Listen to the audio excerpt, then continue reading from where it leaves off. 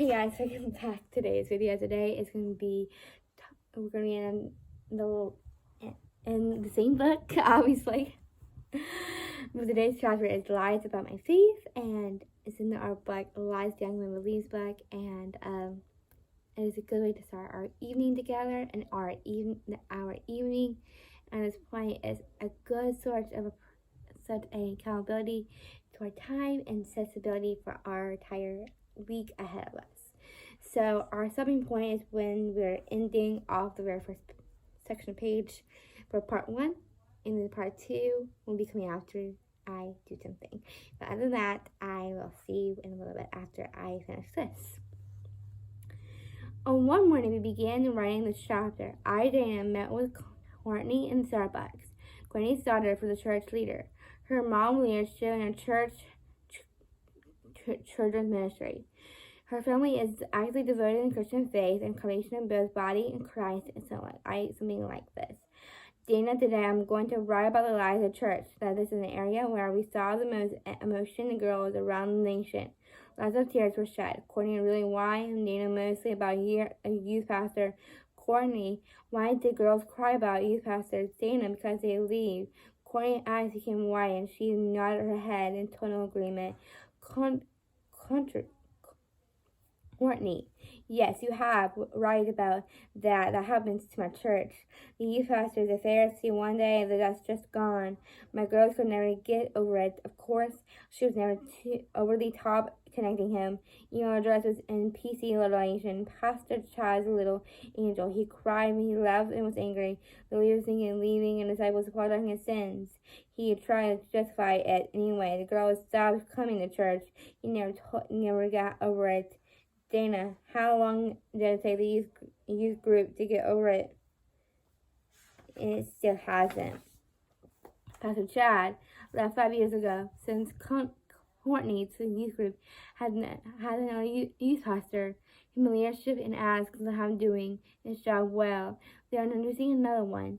Dana, are you active in your youth group? Courtney, not really. Why? Courtney, I think my youth group is a joke. Dana, it does not have anything to do with your youth pastor leaving so abruptly. Courtney has everything to do with that. Today's next lie is my youth pastor is connection to God.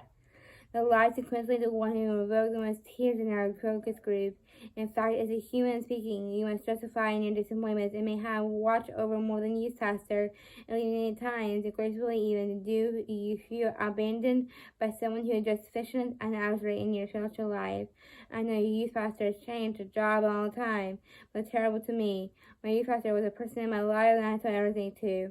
When he was taken away, I didn't know what to do. My church is the biggest town, and my youth pastor seems to be so distant here. It's okay to stop placing his journey to experience people experiencing their youth pastors, thinking of them as some God, seeing only holy and made. That's why I don't say. God knows how dangerous it is when you're looking at other people instead of Him. In your head, you know that they're not God.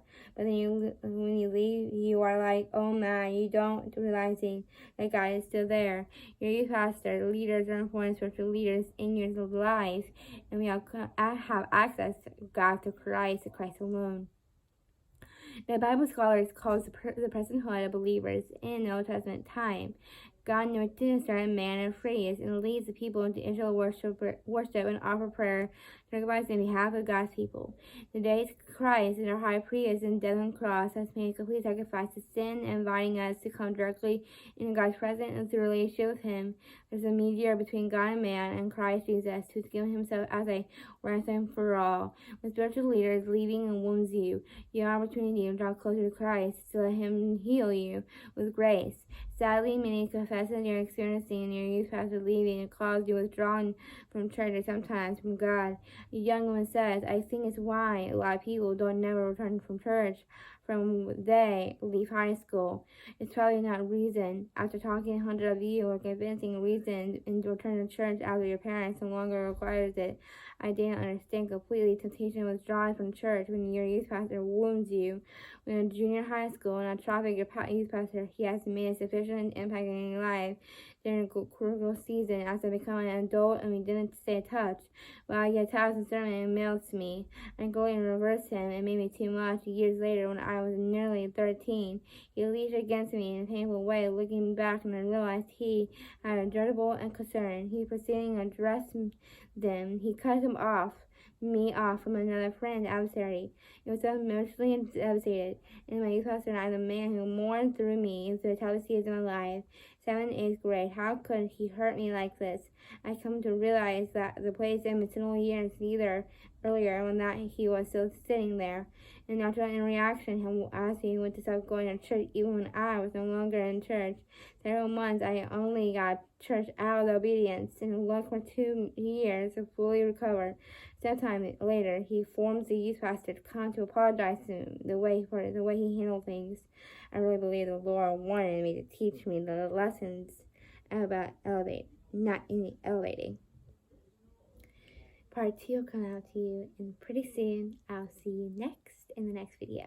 Love you guys. Enjoy. Bye.